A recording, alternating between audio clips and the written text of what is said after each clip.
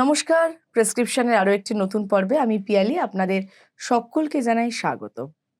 আমাদের ছোট থেকে একটা জিনিস শেখানো হয় যে জীবনে সবকিছুর উপর না নিয়ন্ত্রণ রাখতে শেখো, সেটা তুমি যাই করো না কেন। সেটা শুনে আমরা বড় হলেও দেখা যায় একটা সময় পর আমাদের সবকিছুর ওপর নিয়ন্ত্রণ থাকে কিনা জানি না, মনের ওপর তো নিয়ন্ত্রণ একেবারেই থাকে না। আপনার মন কখন যে কি চায় আপনি নিজেও জানেন না।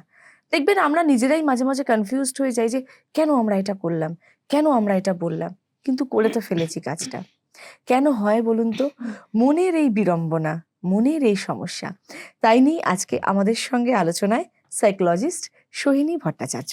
সোহিনী, নমস্কার। স্বাগত তোমাকে। অনেক ধন্যবাদ। সাইকোলজিস্ট হ্যাঁ। মানে একটা বিরাট গুরুত্বপূর্ণ একটা জায়গা, কিন্তু মানুষের মন সেটাই, বোঝা একদম। Is very difficult. মানে আমরা ধরো আমাদের বাড়ির বয়োজ্যেষ্ঠদের বলতে শুনি যে এত বছর ঘর করেও বুঝতে পারলাম না, মন বুঝতে পারলাম না। একটা সেটাই। ভালোবেসেই অভিযোগ, স্টিল একদম, অভিযোগটা থাকে। একদম। তো এই সাইকোলজিস্ট বিষয়টা আসলে কি? কারণ মানুষ না খুব সাইকোলজিস্ট, সাইকিয়াট্রিস্ট গুলিয়ে ফেলে, কখন কার কাছে যাব, কি করব, একদম, কার ভূমিকাটা কি। একদম। তো এই প্রথমে শুরুতেই একটু জানতে চাইবো যে সাইকোলজিস্ট আর সাইকিয়াট্রিস্ট পার্থক্যটা কোথায়? আচ্ছা। প্রথমত একটা বড় পার্থক্য হচ্ছে সাইকিয়াট্রিস্ট যারা তারা কিন্তু মানে এমডি করে তারা ডক্টর। আচ্ছা। তো তারা প্রেসক্রাইব করে, তারা ট্রিটমেন্ট করেন এবং প্রেসক্রিপশন পুরো ওষুধ দেন এবং তাদের ফোকাসটা biological most of the time. মানে আমাদের সাইকোলজিক্যাল ফোকাসের থেকেও বেশি বায়োলজিক্যাল। ধরো কারোর যদি পার্সোনালিটি ডিসঅর্ডার হয়, তো কিভাবে মেডিসিন দিয়ে তার সেই হরমোনাল ইমব্যালেন্স গুলোকে নিয়ন্ত্রণে আনা যায়, তার সাথে তার শারীরিক কোনো সাইড এফেক্টস থাকলে সেইগুলোকে কি করে আমরা মানে প্যারামিটার গুলোকে কি করে কন্ট্রোল করা যায়, সেটা তারা মেনলি ডিল করেন। আর সাইকোলজিস্ট মানে আমরা যারা করি, আমরা হচ্ছি মানুষের মনস্তাত্ত্বিক বিষয় এবং বিহেভিয়ারাল বিষয়। আচ্ছা। তো আমাদের মেনলি কাজ হচ্ছে talk therapy and cognitive behavioural therapy, যেটাকে আমরা শর্টে সিবিটি বলে থাকি। এটার ওপরে মানে আমরা কোনো প্রেসক্রিপশন দিই না। আচ্ছা। আমাদের কাজটা হচ্ছে মানুষের সাথে কথা বলার মধ্যে দিয়ে কিভাবে আমরা তাদের কথা বলার, তাদের নিজেদের চিন্তা ভাবনার প্যাটার্নটাকে চেঞ্জ করব। বিষয়টা দেখো, যেটা তুমি শুরুতেই বললে যে আমাদের নিজের মনকে আমরা বুঝতে পারি না, এটা কিন্তু মানে সাইকোলজিক্যাল ফ্যাক্ট। এটা সাইকোলজিতে বলা আছে আমরা নিজেরা নিজেদের মনকে 5%ও জানি না। মানে একটা ধরো যেমন আইসবার্গ গুলো থাকে, ওপরে অল্প অংশ বেরিয়ে থাকে, আমরা ঠিক ওই অল্প অংশটাই নিজেদের ফিল করি। কেন বলছি, ধরো আজ থেকে 10 বছর আগে তোমার যা পছন্দ ছিল, আজ যদি তোমায় বলি তোমার সেই পছন্দ না থাকতেও পারে, নেই। ইভেন আমাদের ধরো আজকে যেটা পছন্দের গান, কাল সেটা অন্য ট্রেন্ড চলে এলে অন্য গান পছন্দ। একদম। তো এই হচ্ছে কনসিস্টেন্সি লাইফে কিন্তু অ্যাজ সাচ থাকে না। সুতরাং আমি যদি নিজের ব্যাপারে শিওরলি কিছু বলতে না পারি, তাহলে আমি যদি বলি আমি এই মানুষটাকে ভালোভাবে চিনি, কি করে সম্ভব? তো এই জায়গায় মানে সাইকোলজিক্যালি আমাদের মনের মধ্যে অনেক রকম প্রশ্ন থাকে, অনেক অজানা বিষয় থাকে, যেটার অ্যান্সার আমরা ফাইন্ড আউট করতে পারি না। তো অ্যাজ আ সাইকোলজিস্ট আমাদের কাজ হচ্ছে through talk therapy and cognitive behavioural therapy and other of course মানে কি বলবো মোড অফ টকিং, আমরা মানুষের সেই চিন্তা শক্তির ধারাটাকে একটু অন্যভাবে ফিল করাই। তারাই উত্তর বের করুক তাদের প্রশ্নের মধ্যে থেকে। আমরা কখনো কোনো সলিউশন বলে দিই না, আমরা তাদের ওয়েটা বলে দিই, তারা সেই দিকে যাক, একদম খুঁজুক, চেষ্টা করুক। বাট এর মধ্যে দিয়ে কি হবে, তাদের ইন্ট্রোস্পেকশন বা অন্তর্দর্শনটা আরো বাড়ে, ক্লিয়ার হবে সেই জায়গাটা। এবং মানুষকে যখন বলা হয়, অনেক ক্ষেত্রে না ডাক্তাররা বলেন, ধরো একটা ডাক্তারের কাছে গেলাম কোনো রকম সমস্যা, তারা বলেন যে আপনি একটা সাইকোলজিস্টের সঙ্গে কনসাল্ট করুন বা কোনো সাইকিয়াট্রিস্টের কাছে যান, সেটা তার সমস্যা বুঝে বলে। যেই থেকে বলা হচ্ছে তার মাথায় ঢুকে যাচ্ছে আমি কি পাগল? একদম, প্রচুর। মানে আমারও নিজের ব্যক্তিগত অভিজ্ঞতা আছে, আমি কেন যাব? একদম। এবং এই জায়গাটা যদি ক্লিয়ার করা যায় না যে না সাইকোলজিস্টের কাছে যাওয়া মানে পাগল নয়, তোমার নিজেকে চেনার একটা জায়গা, এই জায়গাটা হ্যান্ডেল করো কি করে? দেখো, প্রথমে হচ্ছে আমি মানুষকে বলি, এবার এখানে না একটা বড় ম্যাটার করে। যেমন ধরো তোমার জ্বর হয়েছে, তুমি ডাক্তারের কাছে যাবে, তোমার ওষুধ দরকার, ঠান্ডা লেগেছে, এবং তখন না মানুষ গিয়ে তার জন্মের সময় থেকে এ যাবৎ যা যা রোগ হয়েছে সব বলতে শুরু করে ওপেনলি। কিন্তু যখনই সেটা মনের বিষয় আসে, যেটা তুমি বললে, তখনই মাথায় এই প্রশ্নটা চলে আসে যে আমি কি মাথায় কোনো সমস্যা হয়েছে তাহলে? কিন্তু আমি মনে করি ব্রেনও তো আমাদের শরীরের একটা পার্ট। তো আমি যদি আমার শরীরের কোনো অংশে কোনো প্রবলেম হলে ডাক্তারের কাছে মানে নির্দ্বিধায় চলে যেতে পারি, তাহলে ব্রেনের যদি কোনো সমস্যা হয়, এবং একটা মানে সেই টার্ম আছে না, বলে কেমিক্যাল লোচা, তো এটা এটা আমি খুব মানি। হ্যাঁ, আমাদের আলটিমেটলি কিন্তু সব হরমোনাল ইমব্যালেন্স, একদম। তার থেকেই সবকিছু। এবং খুব বাস্তব একটা কথা, স্ট্রেস হচ্ছে একটা মেইন এরিয়া, জানো তো, যেটা আমাদের সবকিছু রুটে। হ্যাঁ, এটা আমি মনে করি। কেন বলছি, তার থেকেই যাবতীয় ইনডাইজেশন, যাবতীয় স্লিপলেসনেস, যাবতীয় মানে ইমব্যালেন্সেস, তোমার নিজের মানে স্লিপ অ্যাওয়েক সাইকেলটা পুরো চেঞ্জ হয়ে যাওয়া, হুম, এবং আমাদের যাবতীয় দুশ্চিন্তার কারণ হচ্ছে আমাদের নিজেদের চিন্তা ভাবনা। একদম। তো সেই জায়গায় তুমি যদি মানে কোনো কিছু কারণে হয়তো তোমার যদি কোনো ডক্টর মানে সাজেস্ট করে যে তোমার হুম, সাইকোলজিস্টকে কনসাল্ট করা উচিত, তার মানে কিন্তু এটা নয় যে তুমি পাগল হয়ে গেছো। হুম, তুমি যে কারণে একজন ডক্টরকে দেখাতে এসছো, কারণ ওই শারীরিক সমস্যার মানে ক্ষেত্রটা তোমার জানা নেই, হুম, সেই একই রকম মনের সমস্যার ক্ষেত্রটাও তোমার অজানা। তো একদম। তুমি যেমন স্কুলে যাও, একটা টিচার তোমায় গাইড করে, কেন হুম, স্কুলে যাও, হুম, সেই গাইডেন্সের জন্যই একজন সাইকোলজিস্ট তোমার মনকে গাইড করবে। তার একদম, মানেই তুমি পাগল তা তো নয়, একদমই তাই। কোনোভাবেই নয়।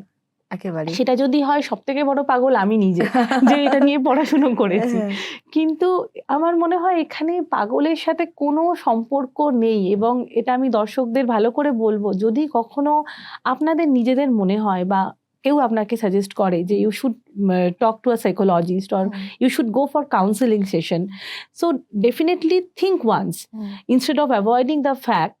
আপনাদের একবার ভাবা উচিত যে এটা সত্যি করলে বোধহয় হেল্প হবে আমার নিজের জন্য।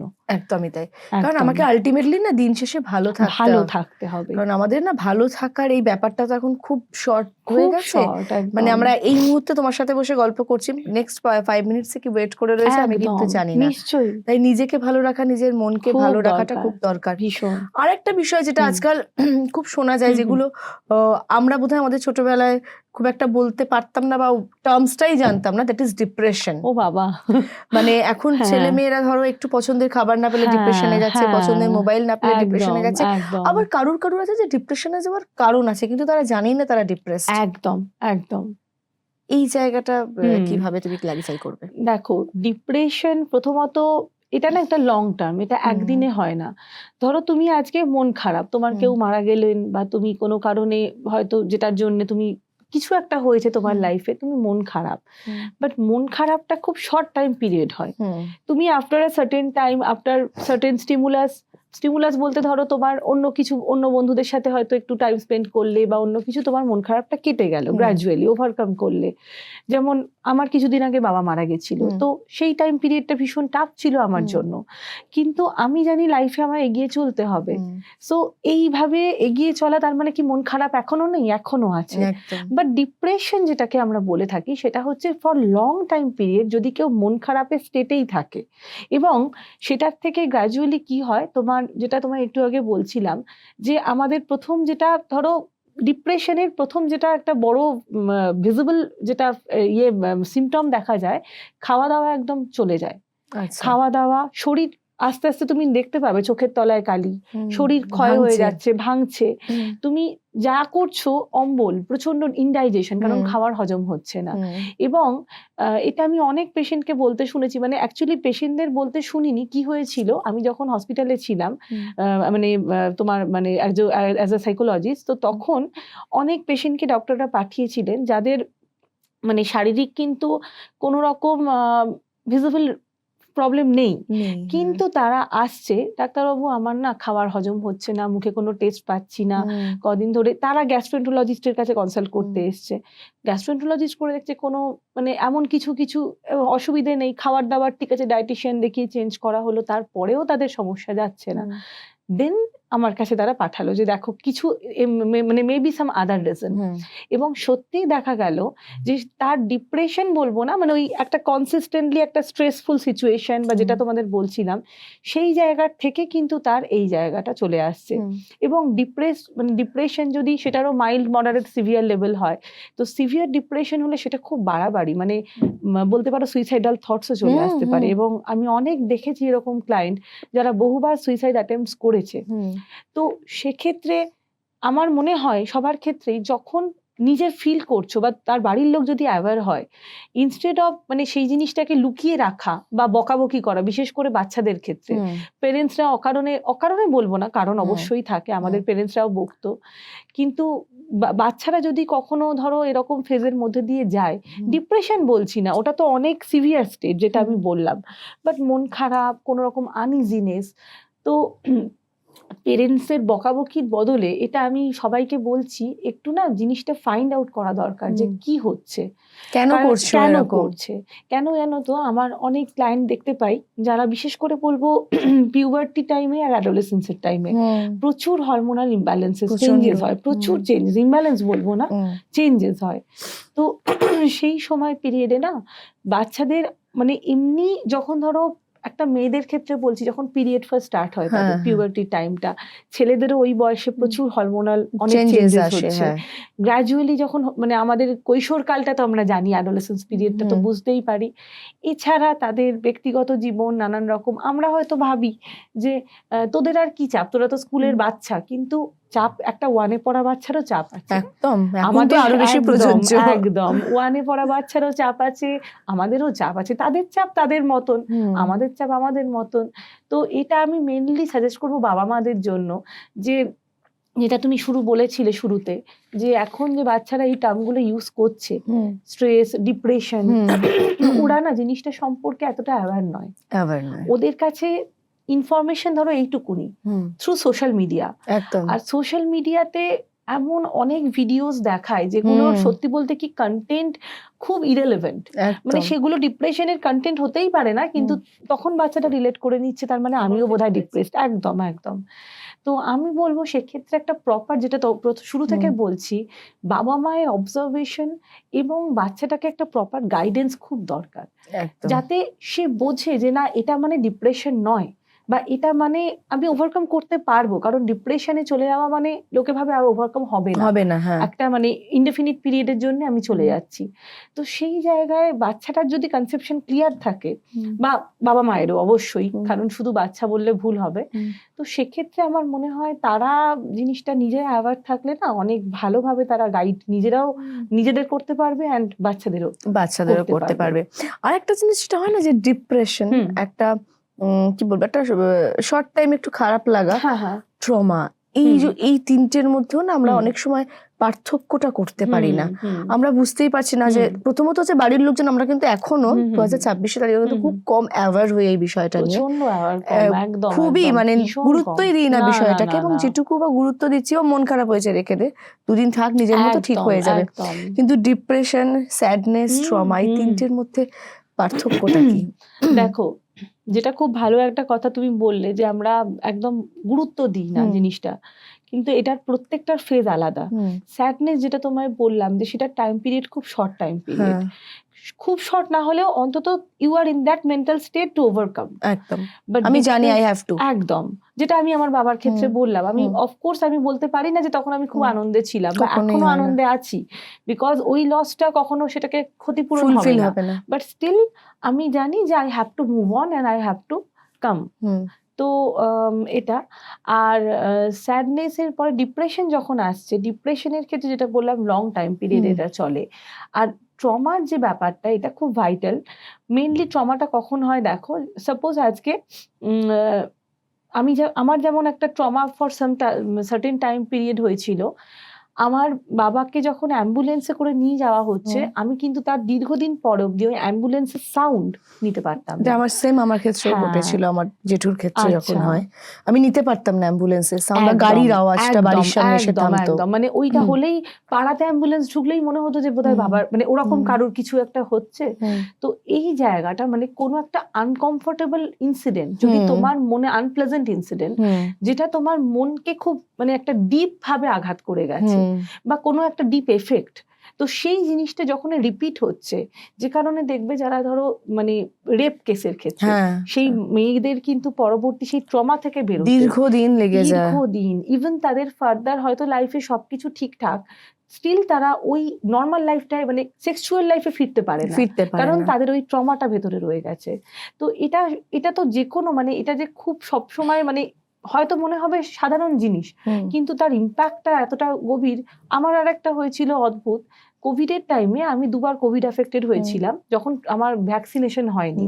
তো বললে বিশ্বাস করবে না, কোভিডের পরেও সেরে গেছে সবকিছু, যখন আমার নর্মাল কাশি হতো, হুম। সর্দি কাশি, আমার খালি মনে হতো আমার আবার কোভিড হলো।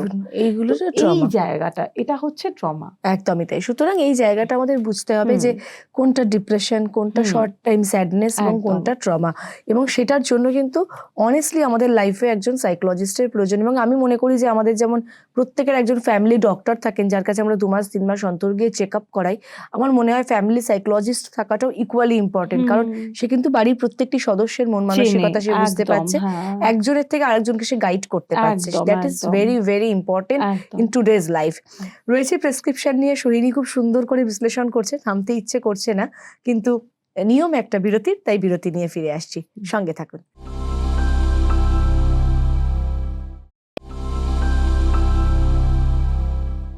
ফিরে এলাম বিরতির পর। প্রেসক্রিপশনে আজকে আমার সঙ্গে রয়েছে সাইকোলজিস্ট সোহিনী ভট্টাচার্য। সোহিনী, আমরা ডিপ্রেশন, ট্রমা এগুলো নিয়ে কথা বলছিলাম। আর একটা বিষয় একটু বাদ চলে গেল, সেটা হচ্ছে অ্যাংজাইটি। অ্যাংজাইটি এবং সেখান থেকে প্যানিক অ্যাটাক, এই ধরনের ঘটনা বা এই ধরনের পেশেন্টও কিন্তু আমরা আজকাল ভীষণভাবে দেখতে প্রচুর, পাচ্ছি। হ্যাঁ। তো এই জায়গাগুলো তোমরা কিভাবে তাদেরকে ট্রিট করো? আচ্ছা, দেখো, প্রথমে তো একটা মানে বড় ডিফারেন্স আমি একটু বলতে চাই, কারণ এটা অনেকে গুলিয়ে ফেলে। স্ট্রেস আর অ্যাংজাইটি দুটো ইকুয়াল কিন্তু নয়। হ্যাঁ। যেরকম ধরো, আজকে ধরো তোমার পরীক্ষা, কালকে পরীক্ষা, তুমি তার আগে পড়াশোনা করছো, পরীক্ষাটা হয়ে গেল, তোমার মাথা থেকে চাপটা খানিকটা কমে গেল। এইবার ধরো পরীক্ষা হয়ে গেল, তারপরেও এবার তুমি ভাবছো যে পরীক্ষা হয়ে গেল, রেজাল্ট কেমন হবে, কি হবে যদি কম পাই। তোমার মাথার মধ্যে কিন্তু চলতেই থাকছে। পরীক্ষা কিন্তু 1 সপ্তাহ আগে হয়তো ওভার হয়ে গেছে। এইবার যেটা হয়, আমাদের ব্রেন, তুমি ধরো গুগল ম্যাপে যদি একটা লোকেশন দাও, গুগল ম্যাপ কিন্তু জাস্ট লোকেশনটা ফলো করবে, ও জানে না যে ওখানে তোমার কে থাকে, তুমি কেন যাচ্ছ, কিচ্ছু জানতে চায় না। সেম হয় আমাদের ব্রেনের ক্ষেত্রে। ব্রেন খালি একটা সিগন্যাল পাচ্ছে, একটা যা সিগন্যাল, যেটাতে ব্রেন বুঝছে যে এর মধ্যে কোনো একটা কিছু, মানে সামনে কোনো একটা থ্রেটনিং সিচুয়েশন। কারণ আমরা যখন ধরো পরীক্ষা নিয়ে যদি ভাবি, পরীক্ষা হয়তো হয়ে গেছে, তারপরেও তাকে নিয়ে ভাবছি, ব্রেনের কাছে সিগন্যাল যাচ্ছে একটা থ্রেটনিং সিচুয়েশন হিসেবে, আর কিচ্ছু না। এবার আমাদের ব্রেন থেকে কর্টিসল বলে একটা হরমোন আছে, সেটা রিলিজ হওয়া। সেই হরমোনটার কাজ হচ্ছে মানে আমাদের ফ্লাইট অ্যান্ড ফাইট মোডকে অ্যাক্টিভ করা। মানে ধরো তোমাকে ভীষণভাবে ট্রিগার করে দেবে যে না, তোমাকে এবার করতে হবে, কিছু পালাতে হবে বা করতে হবে। It's like that. মানে একটা থ্রেটনিং সিচুয়েশন এলে আমরা যেরকম করে থাকি। এইবার তোমার যেটা আমি মানে বলি যে ধরো তুমি যদি এখন তোমার থ্রেটফুল সিচুয়েশন কিছু আছে, তুমি করছো, তোমার পরীক্ষা আছে, তুমি পড়ছো, তার জন্য ব্রেন তোমায় ট্রিগার করছে যে না, কাল তোমার পরীক্ষা, তোমায় পড়তে হবে। পরীক্ষা হয়ে গেছে, তারপরেও তুমি টেনশন করেই যাচ্ছ যে কি হচ্ছে 1 মাস পরে হয়তো রেজাল্ট বেরোবে। তো ওই কর্টিসলটা ক্রমাগত তোমার একটা সাইকেলের আকারে রিলিজ হয়েই যাচ্ছে, এবং হতে হতে কি হচ্ছে, সেই মানে ওই সাইক্লিক অর্ডারে চলতে চলতে একসময় তোমার কি হচ্ছে, ওইটাই তোমার নর্মাল ধর্ম হয়ে যাচ্ছে, যে তুমি বুঝতে পারছো না।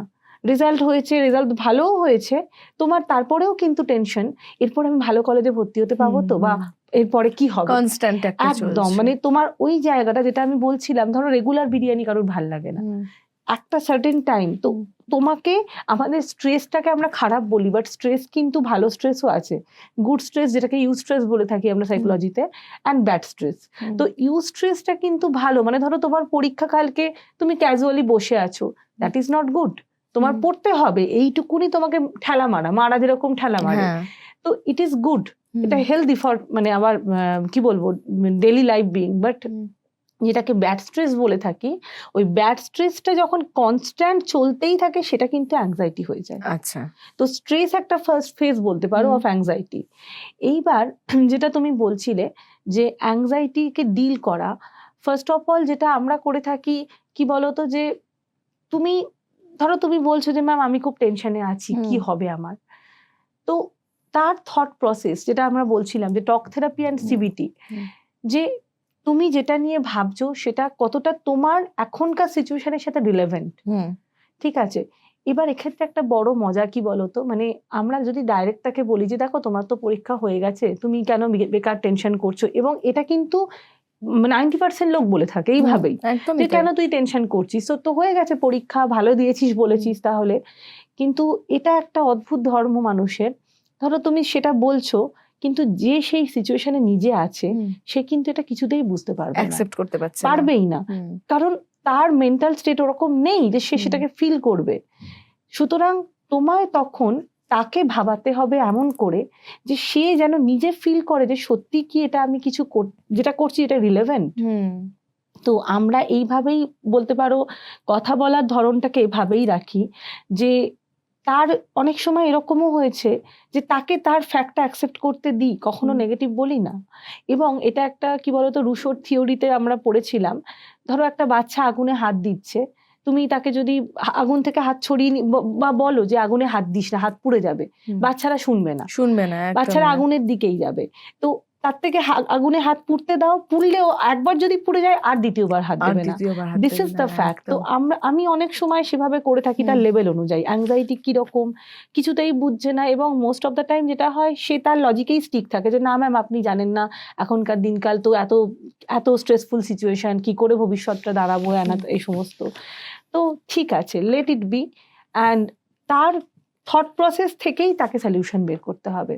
একদমই তাই। তো সুতরাং ওই জায়গাটা না মানে বুঝতে হবে, এবং যেটা সোহিনী বললো যে একটু আগে, যে তাকে না কাজটা করতে দিতে হবে। আমাদের মানে এখন বোধহয় জানি না বাড়ির বড়রা বলেন কিনা, আমাদের সময় বলতেন যে ওকে করতে দাও, ও ঠেকে শিখবে। একদম একদম একদম ঠেকে শেখাটা জীবনে খুব দরকার। একদম এখনকার সেটা সত্যি কম পাই প্যারেন্টসদের মধ্যে, সহনশীলতাটা কমে গেছে। একদমই তাই। এবং আমাদের বাবা মারা কিন্তু পেশেন্স নিয়ে থাকতেন, বলতেন যে তোমরা করো দেখো কি হয়। একদম এই যে একটা এগিয়ে দেওয়ার মেন্টালিটি, সেটা না করে এখন যেটা হয় না চাপিয়ে দেওয়ার একটা মেন্টালিটি, সেই জায়গাটাও আমার মনে হয় যে একটুখানি আমাদেরও চেঞ্জেস এর দরকার রয়েছে ভীষণভাবে। একটু অন্য টপিকে আসবো সোহিনী। আজকাল তো আমরা খুব প্রচুর পেয়েও আমরা খুব অখুশি জীবনে। একদম। এবার এই পাওয়াটা আপেক্ষিক। তুমি হয়তো চাইছো যে আমার প্রত্যেকদিন একটা করে শাড়ি হোক, আমি চাইছি আমার প্রত্যেকদিন একটা করে গয়না হোক। এক একজন মানুষের মেন্টালিটি এক এক রকম। এখন না মানুষ একটা সম্পর্কে আর দীর্ঘদিন খুশি নয়। কখনো কখনো খুশি নয় তার স্বভাবে, কখনো কখনো খুশি না সম্পর্কটায় পার্টিকুলার কিছু অভাব রয়েছে। সেটা একজন নারীর ক্ষেত্রেও হতে পারে, একজন পুরুষের ক্ষেত্রেও হতে পারে। তারা এক্সট্রা ম্যারিটাল সম্পর্কে যাচ্ছে, অন্যজন জানতে পাচ্ছে, কিছু করতে পারছে না, বা সে নিজেও বুঝতে পারছে যে I am doing wrong thing, but সে কিছু করতে পারছে না। হ্যান্ডেল করো কিভাবে, বা কি সাজেশন দেবে? কারণ অনেকে লজ্জায় আসতে পারে না চেম্বারে। একদম। সেক্ষেত্রে একটা জিনিস প্রবাদ আছে না, নদীর এপার কহে ছাড়িয়ার বিশ্বাস, ওপারেতে স্বর্গসুখ আমার বিশ্বাস। তো most of the time extra ম্যারিটালের এরিয়াটাই কিন্তু এটার থেকে শুরু হয়। এবার দেখো তার মধ্যেও এক্সেপশনাল কেসেস আছে যেখানে জেনুইনলি কেউ একজন সাফার করছে, কোনো ছেলে বা কোনো মেয়ে। কিন্তু মোস্ট অফ দ্য টাইম আমি যেটা লোক অবজার্ভ করি, আর যেটা তুমি বললে তারা লজ্জায় আসতে পারছে না বা কিছু, সেটা হচ্ছে যে তারা না মানে কোনো একটা তাদের সম্পর্কে একটা মনোটোনাস অনেক বছর হয়তো চলতে চলতে কিছু একটা সেই আর নতুনত্ব পাচ্ছে না। মেনলি যেটা হয় মানুষ না নতুন জিনিস খোঁজে, যেটা শুরুতে তুমি বললে যে তোমার হয়তো ডেলি একটা শাড়ি পেলে ভালো লাগে, একটা সার্টেন টাইমের পরে ডেলি শাড়ি পেলেও আর ভালো লাগবে না, তখন মনে হবে অন্য কিছু দেখি, অনেক তো হয়ে গেল, একদম অনেক তো হলো। তো যেটা আমরা যখন পাই না সেটার প্রতি আমাদের বেশি টান থাকে, এটা হিউম্যান নেচার। এইবার ঘটনা হচ্ছে যে তুমি যেটার জন্য ছুটছো সেই জিনিসটার স্থায়িত্বটা কতটা, কত দিনের। ধরো আজকে তুমি যাকে পছন্দ করে বিয়ে করছো বা সম্পর্কে এত বছর ধরে রয়েছো, এবার এতদিন পরে হঠাৎ করে তোমার মনে হলো যে না ঠিক হচ্ছে না তার সাথে, হতেই পারে জেনুইন কোনো সমস্যা হয়তো হচ্ছে, কিন্তু ওই সমস্যার সলিউশন কি একটাই যে তুমি তার মানে আরেকজনের কাছে সেটা খুঁজে পাবে? একদম, ওখানে আরেক রকম সমস্যা আছে। একদম, তুমি ধরো ওইটার রিপ্লেসমেন্ট পেলে তার কাছে, বাট তার মানে এটা নয় যে তার মধ্যে কোনো সমস্যা নেই, ওখানেও আছে। কারণ আমরা মানুষ, আমাদের মধ্যে ভুল ঠিক ভালো খারাপ মিলিয়ে আমরা কোনো, তুমি মানে সব থেকে ইম্পর্টেন্ট যেটা দেখো, যে মানুষটার সাথে আমি এক্সট্রা ম্যারিটালে যাচ্ছি তাকে খুব অল্প সময়ের জন্য তার ভালো রূপটাকে আমি খালি দেখছি, দীর্ঘদিন থাকতে থাকতে কিন্তু তার ভালো খারাপ সব শেডস গুলো, যে কারণে এখনকার দিনে লিভিংটা খুব একটা কমন ফ্যাক্টর হয়ে গেছে। আমি বলবো এটা খুব একটা লজিক্যাল জিনিসও, যেটার মধ্যে দিয়ে দেখা যায় পার্টনার কতটা মানে কম্প্যাটেবল একটা রিলেশনে। আবার আমি খানিকটা বলবো এটা আমাদের সোসাইটির ক্ষেত্রে একটুখানি মন মানতে চায় একদম, কারণ সেখানেও ট্র্যাডিশনাল ওয়েতে বড় হয়েছে তো একদম আমার অন্তত মানে একটা কমিটমেন্টস কোথাও না থাকার জায়গা চলে আসে।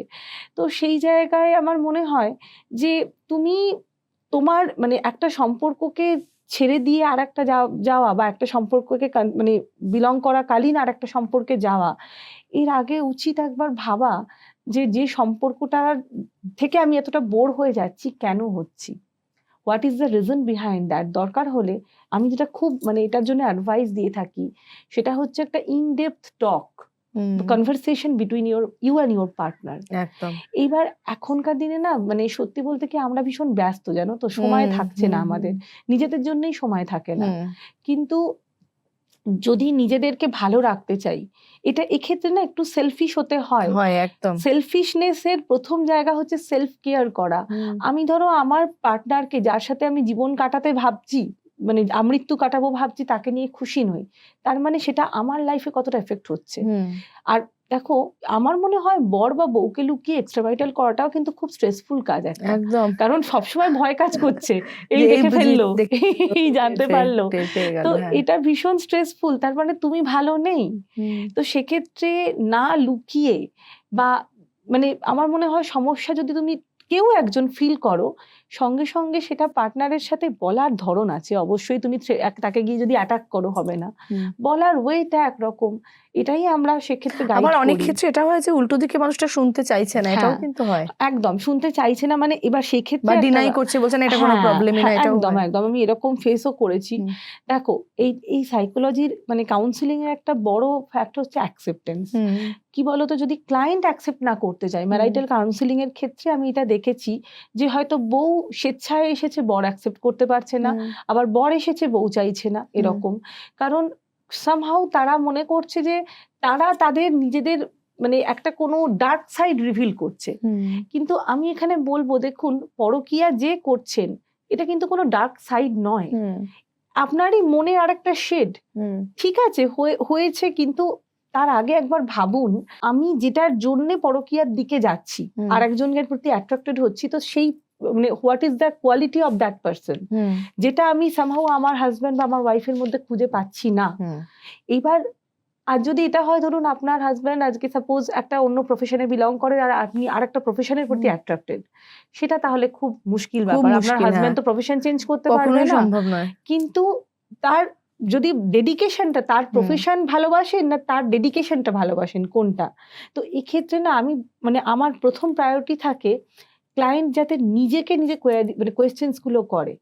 কারণ দেখো, সম্পর্ক ভেঙে দেওয়াটা ইজি, আমি কাউকে জোর করি না যে না তোমায় থাকতেই হবে সম্পর্কে, এটা আমার এথিক্সের বাইরে কেনই বা করবো, তারা অ্যাডাল্ট। কিন্তু যদি কেউ চায় যে না আমি মেটাতে চাই, আমি চাইছি জিনিসটা ঠিক হোক, তো সেক্ষেত্রে আমি প্রথমেই সাজেস্ট করবো তাদের পার্টনারদের, তারা যাতে একটু মাইন্ডফুলি শোনে যে আরেকজন আমার পার্টনার এই সমস্যাটা ফেস করছে, সো আমার তার কথাটা বোঝা উচিত যে কি হচ্ছে। আমি একটু চেষ্টা করি না, চেষ্টা করতে কোনো ক্ষতি নেই, কিন্তু যদি আমরা একবার ওই মানে মোনোটোনাস লাইফের প্যাটার্নটাকে ভাঙতে পারি, যেটা আমাদের কাছে মোনোটোনাস হয়ে গেছে, তো তার জন্য প্রথম দরকার নিজেদেরকে টাইম দেয়া, একেবারে খুব দরকার, যেটা আমরা করি না আজকালকার দিনে। আর এক্সট্রা ম্যারিটালের এখনকার দিনের মেন জায়গাটা কিন্তু এটাই চলে আসছে। একদম। এবং এ প্রসঙ্গে আমি তোমাকে একটি কথা বলি, মানে বেশ কিছুদিন আগে আমার একজনের সঙ্গে কথা হচ্ছিল, যাই হোক তার পার্টনার তার উপর রেগে আছে, তো আমি বললাম যে একবার জিজ্ঞাসা কর কেন রেগে আছে।